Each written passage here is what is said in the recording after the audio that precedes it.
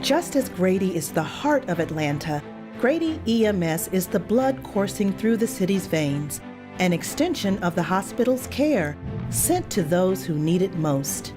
And nowhere is the impact of Grady EMS seen more clearly than in the actions of their first responders, like Kristina Miles and Bob Meyers, EMS partners who exemplify the spirit of Grady. Bob and Kristina made one of the best teams. They arrive to work with a smile on their face. They leave with a smile on their face. Kindness is, I think, number one when I think of the two of them. They just have this kindness about them with their patients, with each other, with anybody that they're interacting with. In the years since they started writing together, Bob and Kristina have formed a special bond, shaped through the wide range of experiences they've shared and the patients they've helped. Some of those experiences are humorous, like the patient who was surprised to find out she was pregnant. It's one of those almost horror stories you hear from other EMS providers that you say didn't happen. Right, and her whole story going in was, I have a ovarian cyst, and that's what this is. It's the most baby-like cyst I've ever seen in my life. We made it just in time. She got over and out comes the baby. Yeah, it was a healthy baby too.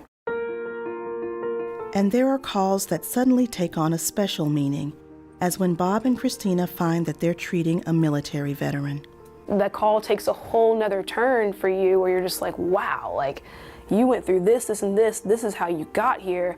Thank you for your service, and how can I help you? What else can I do for you? You know, a call that you thought was just simple, whatever, turns into a meaningful experience and conversation with somebody about their hardships in their life and what they went through. Of course, some patients are destined to move you. I think about that pediatric arrest we had. I remember that particular one, and just, you know, seeing the mom, seeing the young girl. Working on a child in that situation is going to be very emotional, a lot of tugging at the heartstrings anyway for anybody involved. So like I'm working, I'm doing this, I'm grabbing vitals, I'm getting sugar, I'm doing all this other stuff to make sure we're not missing something. And then when you're pumping the chest or whatever you're doing, you finally see that patient's face, you're just like, wow, this is so real. Like, then you look behind your shoulder and you see the mom like standing in the corner, just kind of like frozen and not knowing what to do. And it's just, it's a scene that, I mean, you could play it in your head a million times. It's hard to describe it to others, but it's tough. Like, that makes for a tough day. It is, and it's necessary to separate yourself in that time from that person, and you know, maybe even not look at that patient's face or, you know, into their eyes if need be. But you know, then you get that glimpse, and it's like, oh yeah, this is definitely, it's a real deal. Yeah. And while Bob and Kristina rarely have the opportunity to stay in touch with the people they treat, it's profoundly meaningful when they sometimes do get to see them again. And it doesn't happen all the time, but getting to meet after the fact the people that we do help, such as Susan, who was resuscitated, and knowing that now they get to go back to their family and have a, you know, thriving life with their kids and their husband or whoever it will be.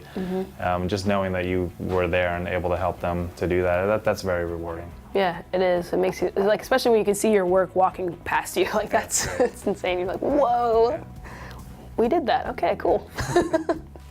I can say this with all confidence about Bob and Kristina. There's not a member of my family whose lives I wouldn't trust to them at a moment's notice. If I could say excellence, that's them. That's Bob and Kristina.